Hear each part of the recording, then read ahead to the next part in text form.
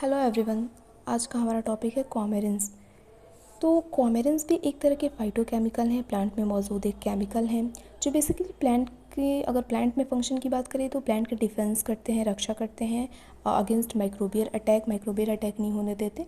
और कॉमेरेंस के कई सारे हेल्थ बेनिफिट्स भी होते हैं। तो देखते हैं कॉमेरेंस के बारे में क्या क्या है, स्ट्रक्चर के बारे में, प्रॉपर्टीज़, एक्सट्रैक्शन और एप्लीकेशन देखेंगे। तो सबसे पहले है coumarin is a naturally occurring compound found in certain foods.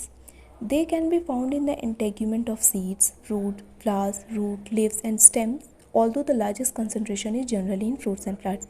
क्या है कि कॉमेरिन हमारा एक तरह का नेचुरल अकरिंग कंपाउंड है, सर्टन फ्रूट्स में मिलता है, कई सारे फूड्स में मिलता है।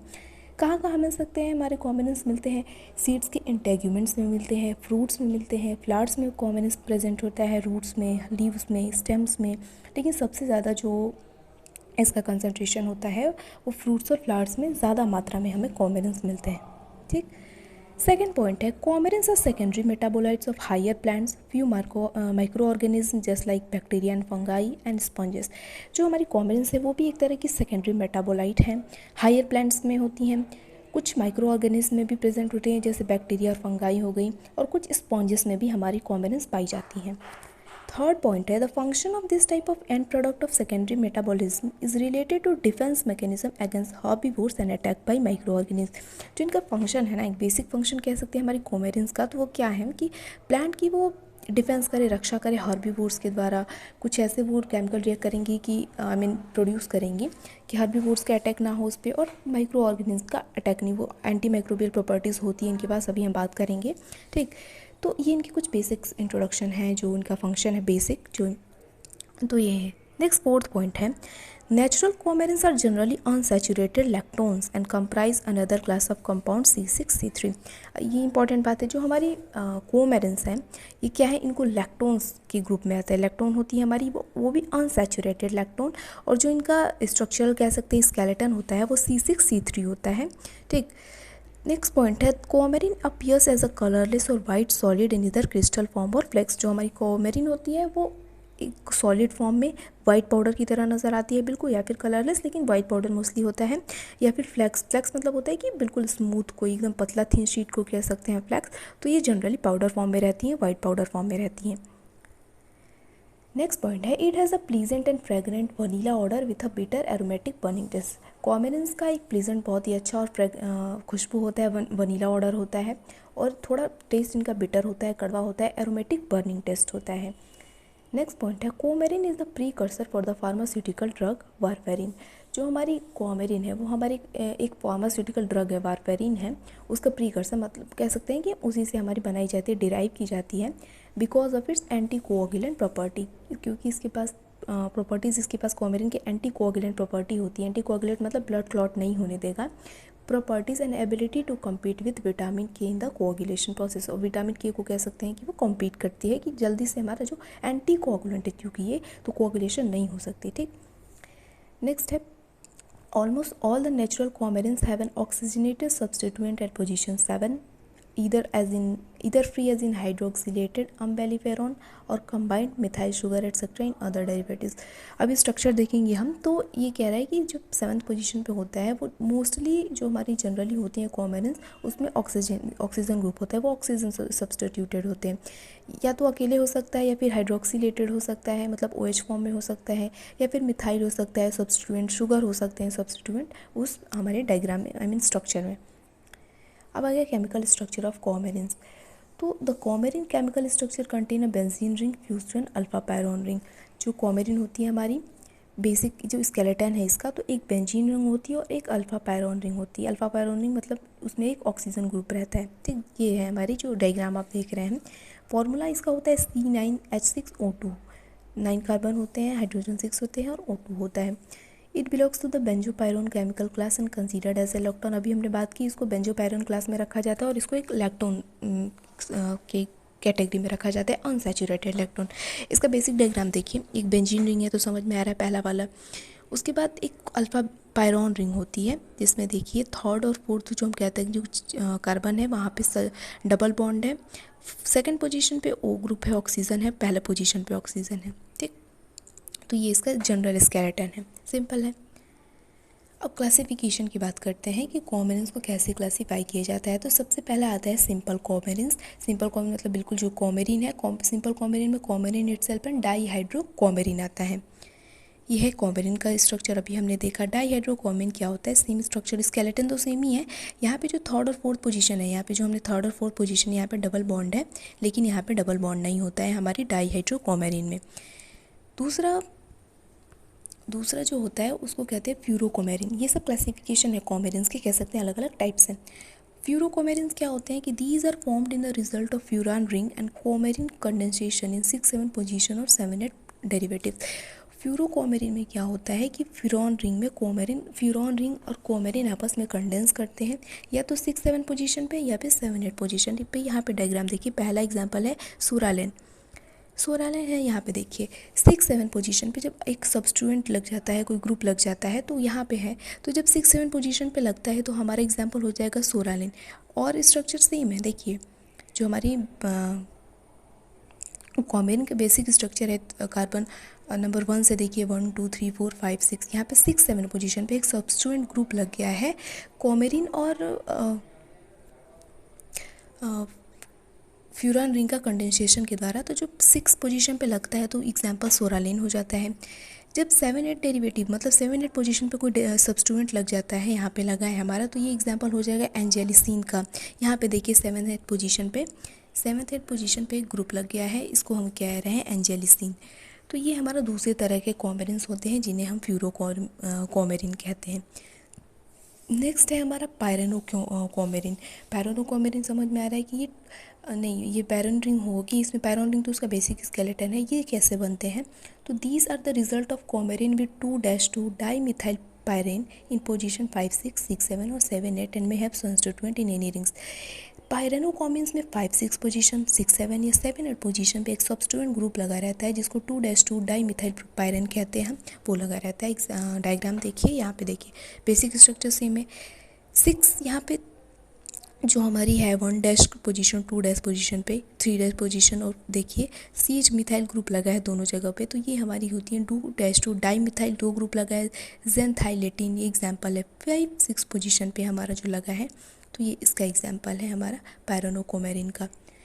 नेक्स्ट बेंजोकोमेरिन भी होते हैं एक टाइप। बेंजोकोमेरिन में क्या होता है, contains benzyl ring condense with coumarin in 3-4 position. 3 या 4 पोजीशन पे बेंजाइल रिंग और कोमेरिन आपस में कंडेंस करते हैं, मतलब 3-4 पोजीशन पे एक बेंजाइल रिंग सब्स्टिट्यूएट हो जाती है, तो हम इसको कहते हैं 3-4 बेंजोकोमेरिन हाइड्रोक्सी डेरिवेटिव। एक एग्जाम्पल है, जिस एग्जाम्पल में देखिए यहाँ पे स्ट्रक्चर में देखिए तो बेसिक स्ट्रक्चर देखिए, यहाँ पे OH ग्रुप 2 लगा है, फिर यहाँ पे 2 OH ग्रुप। तो इसका जो नाम होता है 3, ये कॉमा है, हाइफन नहीं है, 3,4 बेंजोकोमेरिन हाइड्रोक्सी डेरिवेटिव। ये बेंजोकोमेरिन का एग्जाम्पल है। स्ट्रक्चर अगर आप याद कर लेते हैं, बना लेते हैं तो अच्छी बात है, नहीं तो नाम कम से कम क्लासिफिकेशन का नाम याद रखें। तो जैसे क्लासिफिकेशन में कौन कौन से सिंपल कोमेरिन, सिंपल है कोमेरिन आएगा इसमें, और एग्जाम्पल में एक और एग्जाम्पल दे सकते हैं ड्राई हाइड्रोकोमेरिन का। नेक्स्ट आता है हमारा फ्यूरोकोमेरिन आते हैं, थर्ड आता है पैरेनोकोमेरिन, और फोर्थ आता है हमारा बेंजोकोमेरिन। अब एक्सट्रैक्शन ऑफ कोमेरिन की बात करते हैं। क्लासिफिकेशन में 4 तरह के बेंजोकोमेरिन। फिर एक्सट्रैक्शन की बात करते हैं कि हम कोमेरिन्स को एक्सट्रैक्ट कैसे करते हैं। तो there have been a variety of methods describe for extraction of coumarins. Coumarins का एक्सट्रैक्शन करने के लिए हमारे पास कई सारे, चूँकि कोमेरिन्स प्लांट्स में पाए जा रहे हैं मोस्टली, और कुछ माइक्रो ऑर्गेनिज्म में भी पाए जाते हैं और स्पॉन्जेस में, लेकिन एक वैरायटी, एक वाइड रेंज पे तो प्लांट्स नहीं मिलते हैं, तो प्लांट से ही एक्सट्रैक्ट करेंगे। तो बहुत सारे मेथड है हमारे पास एक्सट्रैक्शन के। Generally coumarins extraction can be perform either on dry और फ्रेश मटेरियल। जो हम कोमेरिन प्लांट से एक्सट्रैक्ट करना चाहते हैं, हम उसको या तो फ्रेश ले सकते हैं प्लांट, या फिर हम उसको सुखा के उसका एक्सट्रैक्शन कर सकते हैं with solvents of different polarities depending on the type of structure. और हम अलग अलग सॉल्वेंट का यूज़ करके एक्सट्रैक्शन करते हैं जिनके पास अलग अलग प्रॉपर्टीज़ होती हैं। और जो क्योंकि स्ट्रक्चर अभी हमने 4-5 कोमेरिन्स के नाम देखे, सबका स्ट्रक्चर अलग था, तो इस स्ट्रक्चर की बात पे भी ये चीज़ डिपेंड करती है कि हम कौन सा सॉल्वेंट लेंगे, कैसी पोलैरिटी का सॉल्वेंट लेंगे, हमें फ्रेश लेना है या सूखा प्लांट लेना है। ये सारी बातें इस बात पे डिपेंड करती हैं। Some comerins are spangily soluble in apolar solvent and often they can be crystallized directly by cooling or concentrating the solvent. कुछ comerins होते हैं वो थोड़े एपोलर सॉल्वेंट्स में भी स्पेरिंगली सोल्यूबल होते हैं, और कभी कभी वो क्या होता है ना कि क्रिस्टलाइज हो जाते हैं। अगर हम डायरेक्ट कूलिंग कर रहे हैं या फिर उसको गर्म कर रहे हैं, बॉईल कर रहे हैं, कंसनट्रेट कर रहे हैं, तो वो क्रिस्टलाइज हो जाते हैं, तो आसानी होती है उनका एक्सट्रैक्शन करने में। फॉलोइंग और सब मेथड्स, अब कुछ मेथड्स के बारे में देखते हैं कि कैसे एक्सट्रैक्ट किया जाता है। तो सबसे पहला मेथड देखिए क्या करते हैं कि हमने प्लांट लिया, ठीक, प्लांट को लेकर Soxhlet extracts dry powder material with petroleum ether continuously for 3 days. Soxhlet एक अपैरेटस होता है, उसमें हम क्या करते हैं कि हमने अपना प्लांट लिया, कोई भी प्लांट था जिसमें में कि कॉमेरिन्स है इसमें, ठीक, तो उसको सुखाया जाएगा, उसका पाउडर बनाया जाएगा, और पेट्रोलियम ईथर, सॉल्वेंट का नाम देखिए, पेट्रोलियम ईथर में हम उस जो हमारी ड्राइड हमने निकाला है पाउडर, उसको डाल देंगे 3 दिनों तक, तो उसको सॉक्सिलेट अपैरेटस में रख देंगे, ठीक। सिंपली क्या रखना है कि हमने पेट्रोलियम ईथर लिया, पाउडर मटेरियल लिया उस प्लांट का, और सॉक्सिलेट अपैरेटस में 3 दिनों के लिए रख दिया हमने। The ether extract is concentrated until 1/5 of the original volume and it is cooled to obtain the crystallization of extract. फिर उसको क्या किया जाता है, 3 दिनों के बाद उसको कंसनट्रेट किया जाता है। कंसनट्रेट करने के बाद लीजिए कि हम बॉईल कर देते हैं उसको, बहुत कंसनट्रेट गाढ़ा कर देते हैं बिल्कुल, कि 1/5 ही बचता है, मतलब 5 पार्ट था तो उसका सिर्फ 1 पार्ट ही हमने बचा है, मतलब 100 ml था तो हम अब उसको 20 ml कर देना है बिल्कुल, ठीक। तो उतना जब वॉल्यूम हो जाता है तो उसको ठंडा किया जाता है, फिर बॉईल होगा तो ठंडा किया जाएगा फिर, और तब तक किया जाता है जब तक उसमें क्रिस्टल नहीं बन जाते, क्रिस्टलाइजेशन नहीं हो जाता है एक्सट्रैक्ट का। Coumarins are presented in the obtained solid, और जो हमें क्रिस्टल मिला है, सॉलिड मिला है, उसमें कॉमेरिन्स प्रेजेंट होते हैं, ठीक। तो पहला हमारा स्टेप क्या था, सिंपल था, हमने पेट्रोलियम ईथर लिया, पेट्रोलियम ईथर में पाउडर्ड हमारा जो ड्रग था, प्लांट था, उसको हमने डाल दिया, फिर 3 दिनों के लिए सॉक्सिलेट अपैरेटस में रख दिया। 3 दिनों बाद हम उसको कंसनट्रेट करेंगे, कहने का मतलब बॉईल करेंगे 1/5 वॉल्यूम तक, ठीक। उसके बाद उसको ठंडा किया जाएगा और वो क्रिस्टल के फॉर्म में बन जाएगा। ठंडा होने के बाद उसी क्रिस्टल में हमारे जो कॉम्बिनेंस होते हैं वो प्रेजेंट होते हैं। अगर वैसे ही हम यूज़ करना तो यूज़ कर सकते हैं, नहीं तो प्यूरीफाई किए जाते हैं अलग अलग क्रोमेटोग्राफी टेक्निक्स के द्वारा। तो ये पहला तरीका है एक्सट्रैक्शन करने का। दूसरा तरीका क्या है, the dry material is removed and spread with ethanol continuously using the Soxhlet for 2-3 at least. इसमें भी हम क्या करेंगे, एथेनॉल लेंगे हम इसमें, और जो हमारा एक्सट्रैक्ट है, सूखा हुआ जो पाउडर, मतलब सूखा के हमने जो पाउडर बनाया है उसको एथेनॉल में स्प्रे करेंगे, या फिर एथेनॉल में एक्सट्रैक्ट कर देंगे, और 2-3 दिनों के लिए हम कम से कम 2-3 दिनों के लिए सॉक्सिलेट अपैरेटस में उसको रख देंगे, ठीक। तो इसमें क्या कर रहे हैं, हम इथेनॉल ले रहे हैं, पाउडर ड्रग ले रहे हैं, मतलब प्लांट ले रहे हैं जो भी हमने सुखाया है, और उसको 2-3 दिनों के लिए हम छोड़ दे रहे हैं। Next step, the extract is concentrated under vacuum to an oily residue. और फिर उस एक्सट्रैक्ट को 2-3 दिनों बाद हम वैक्यूम में उसको कंसनट्रेट करेंगे, से कह सकते हैं कि बॉईल करेंगे। उसके बाद हम क्या करेंगे, ऑयली रेसिड्यू तक, मतलब इतना बॉइलिंग करेंगे ना कि हमारा एक रेसिड्यू बचे, लेकिन ऑयली हो थोड़ा, वो थोड़ा ऑयली उसका टेक्सचर हो। तो जब वैसा हो जाता है तो हम उसको छोड़ देते हैं। This residue is repeatedly washed with portions of hot water. और ये जो रेसिड्यू है हमारा, ऑयली रेसिड्यू है, इसको गर्म पानी से थोरोली वॉश किया जाता है। नेक्स्ट है the aqueous washing are combined and concentrated to the minimum volume. जो ऑयली रेसिड्यू है, जब हम उसको वाटर से, गर्म पानी से वॉश कर रहे हैं तो उसके साथ हम उसको हाइड्रोक्लोरिक एसिड सॉल्यूशन से एसिडिफाई करेंगे, मतलब उसमें डालेंगे।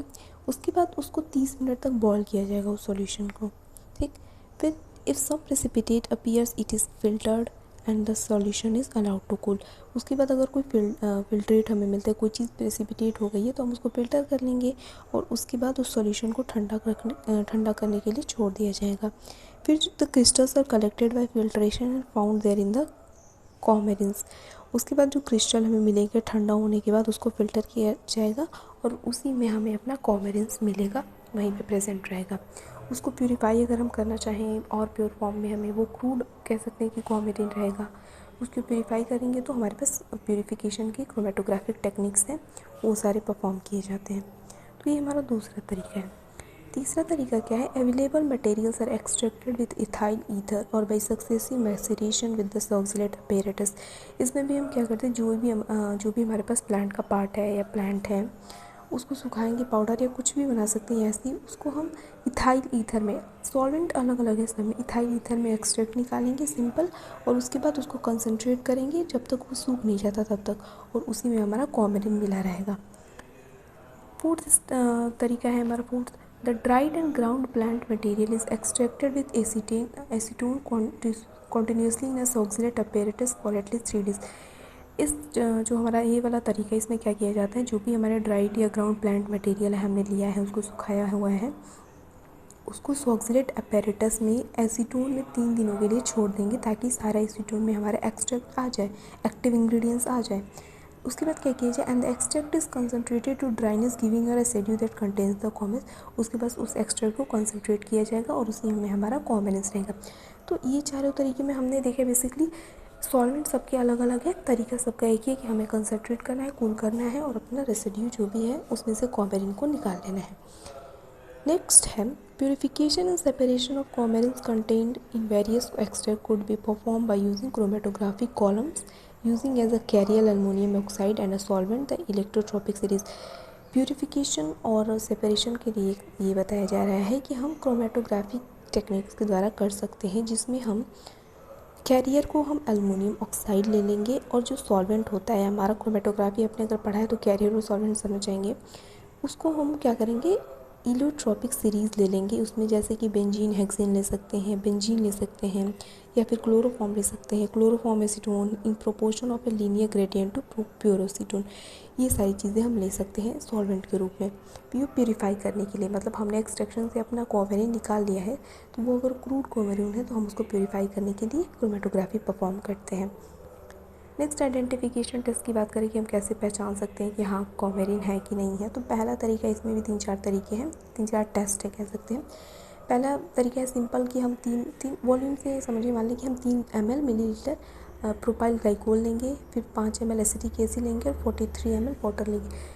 वो प्लांट एक्सट्रैक्ट जो भी हमने लिया है, प्लांट पार्ट लिया है वो भी रहेगा, ठीक। उसमें हम मान लीजिए हमने एक्सट्रैक्ट निकाला पानी में, एक्वस एक्सट्रैक्ट, और इसमें ये सारी तीनों चीज़ें डाल देंगे और उसके बाद उसको शेक करेंगे, ठीक। शेक करने से हम उसको यूवी लाइट में देखेंगे, अगर हमें ब्लू फ्लोरोसेंस मिलता है मतलब उसमें कॉमेरिन प्रेजेंट है, ठीक। ये सिंपल तरीका है। दूसरा तरीका वो भी सिंपल है, ड्रग या एक्सट्रैक्ट लेंगे, जो भी हमारा ड्रग है कॉमेरिन का या एक्सट्रैक्ट लिया है हमने, उसमें हम NaOH सॉल्यूशन डालेंगे, सोडियम हाइड्रोक्साइड सॉल्यूशन, उसको फिर यूवी लाइट के प्रेजेंट में देखेंगे। अगर हमें येलो फ्लोरोसेंस मिलता है मतलब हमारा कॉमेरिन प्रेजेंट है। तो ये दोनों तरीके ना यूवी लाइट के ज़रिए किए जाने वाले तरीके। इसके अलावा भी हमारे पास टेस्ट है, जैसे तीसरा है furan ring can be recognise by using the Ehrlich test. Furan ring जो हमारी होती है कॉमेरिन में अलग अलग डेरिवेटिव्स होते हैं, हम जानते हैं, देखा भी हमने फ्यूरॉन और कॉमेरिन। तो इसको हम पता लगा सकते हैं एरलिच टेस्ट के माध्यम से। इसमें क्या किया जाता है, the extract is treated with the solution of dimethyl amino benzaldehyde. जो भी हमारा एक्वस एक्सट्रैक्ट है या फिर कोई भी एक्सट्रैक्ट है तो हम उसमें डाईमिथाइल अमीनो बेंजल्डिहाइड डालेंगे 5% इथेनॉल सॉल्यूशन में, and then acidified by bubbling gaseous hydrochloric acid. उसके बाद उनको हाइड्रोक्लोरिक एसिड उसमें डाल देंगे। हमें ऑरेंज कलर का इंडिकेट मिलेगा, मतलब ऑरेंज कलर मिलेगा, इससे हमें ये पता चलेगा कि हाँ इसमें क्या कहते हैं कॉमेरिन प्रेजेंट है, ठीक। फिर फोर्थ हमारा चौथा तरीका है कि the presence of electron group. हम जैसे इलेक्ट्रॉन हमारा मतलब जो हमारा कॉमेरिन है वो इलेक्ट्रॉन है, हमने पहले ही पढ़ा अनसैचुरेटेड इलेक्ट्रॉन है। तो इसको हम कैसे पहचान सकते हैं, the presence of electron group can be observe leading to changes of pH in medium. अलग अलग मीडियम में पीएच चेंज होने की वजह से पीएच चेंज होने की इसकी प्रॉपर्टी के कारण भी हम पता लगा सकते हैं, हम इलेक्ट्रॉन का पता लगा सकते हैं। तो when coumarins are dissolve in ethanol solution changes the colour when acidify yellow colour appears. जब हम कॉमेरिन को एथेनॉल में डालते हैं, ठीक, और उनको डिज़ोल्व करते हैं तो वो जो होता है ना येलो कलर डिसअपीयर हो जाता है, ठीक। इसकी वजह से हमें ये पता चलता है एसिडिक मीडियम में कि हाँ हमारा कॉमेरिन इस जो भी हमने ड्रग लिया है एक्सट्रैक्ट लिया है उसमें प्रेजेंट है। तो ये 4 तरह के टेस्ट हैं, 2 यूवी तरीके से यूवी लाइट की प्रेजेंस में और 2 ऐसे नॉर्मल हमारे टेस्ट हैं। अब हम लास्ट टॉपिक की बात करते हैं एप्लीकेशंस कि क्या क्या हमारे कॉमेरिन के एप्लीकेशन है। तो पहले हमने जब शुरू में भी पढ़ा था तो पहला ही सबसे पहले कि इसका स्वीट ऑर्डर होता है, फ्रेगनेंट वनीला स्मेल होती है, इसकी वजह से इसको परफ्यूम्स में बनाया जाता है, यूज़ किया जाता है, कॉस्मेटिक इंडस्ट्रीज़ में यूज़ किया जाता है।